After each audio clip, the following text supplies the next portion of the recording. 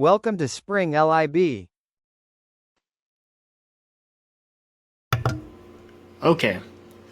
In this problem, we have an electron and a positron annihilating to form a photon with considerable energy in an annihilation reaction.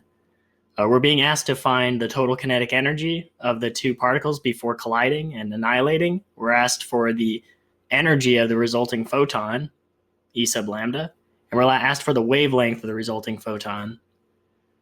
For this problem, we really only need to do some basic conservation of energy. We need to know the kinetic energy is obviously related to the mass and the velocity of the particles, proportional to their mass and the square of their velocity. We need to know the rest mass, E equals mc squared. And of course, we need to know the energy of a photon as a function of its wavelength. So some constants we'll need for this problem. We'll need the speed of light, 3e to the 10 to the 8 meters per second. We'll need Planck's constant, which I'm going to express in terms of electron volts as 4.136 times 10 to the negative 15 electron volts seconds. And of course, the mass of the electron, which is 9.1 times 10 to the negative 31 kilograms. So the way we'll proceed is we'll first calculate the kinetic energy, simply. Then we will add up the total energy due to kinetic and rest energy to get the total energy that will be supplied directly to the photon. And then from there, we can calculate lambda for that photon. Okay, so let's start with let's proceed with our calculations. So the kinetic energy of the system before annihilation is really just the kinetic energy of two identical particles, particles of the same mass, which thus have the same kinetic energy, same mass, same velocity. So 2 times 1/2 mv squared gives us just mv squared. And the velocity in particular is half the speed of light, so it's m 1/2 c squared. We can do a little bit of algebra first to simplify the final calculation. Oh, it's a little mistake there. The square should be on the outside. Doing our simplification, we end up with a 1/4 m c squared. We can do this numerically. 1/4, mass of the electron, 9.1, e to the negative 31 kilograms. 3 times 10 to the 8 meters per second squared. And this will come out to be about 2.04 e to the negative 14 joules. So joules aren't actually that helpful for us in this problem. It'd be much more natural to use electron volts because we're dealing with energies comparable to electron volts, less comparable to joules. So to go from joules to electron volts, we can simply divide by the electron charge, 1.6 times 10 to the negative 19 coulombs. And that would give us about a tenth of a mega electron volt. Mega being 10 to the 6th, so a million electron volts. So that's pretty impressive. That's a pretty impressive kinetic energy to be on the order of mega electron volts. But as we're going to see, this is nothing compared to the actual rest energy of these particles using E equals mc squared. So let's try that.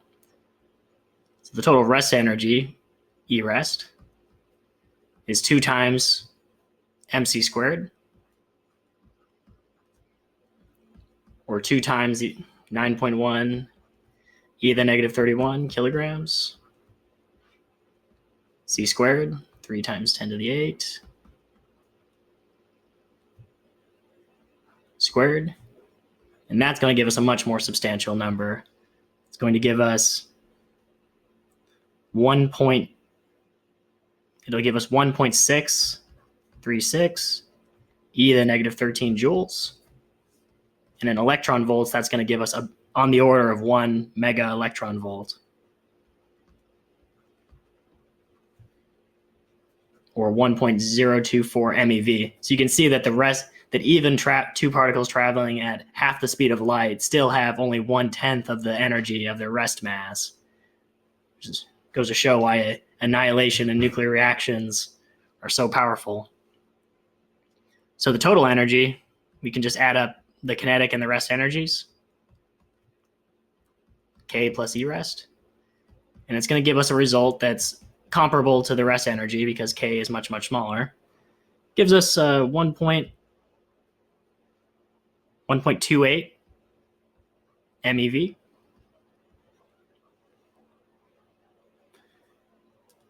So here's an important result. Total energy.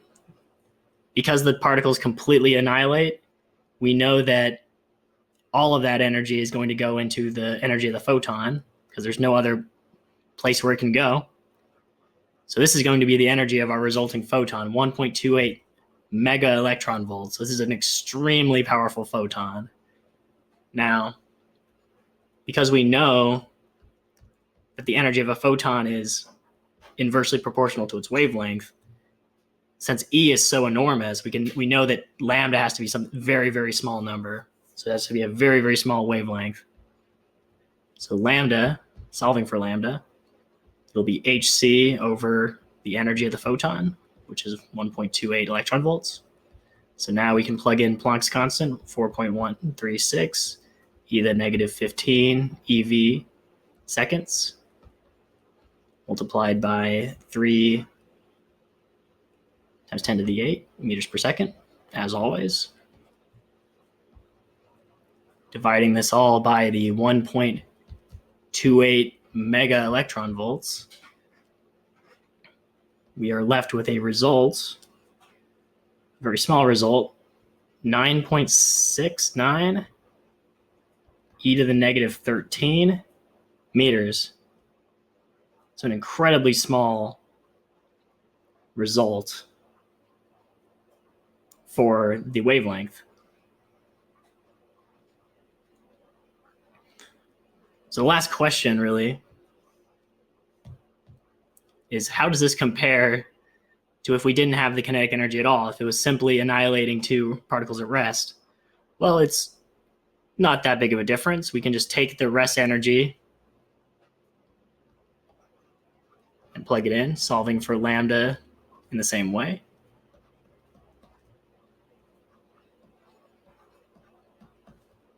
This time we use the rest energy. So we'd have hc over 1.024 MeV. And after doing this, we would end up with a lambda of 1.21 e to the negative 12. So this is the rest version. And by adding some kinetic energy, we ended up with 9.69 e to the negative 13. So you can see that both results are very close to a picometer. That by giving them kinetic energy equivalent from being half the speed of light didn't result in much of a change in the wavelength. And that's simply because the energies the difference between rest energy and kinetic energy is just enormous. So these are the primary results.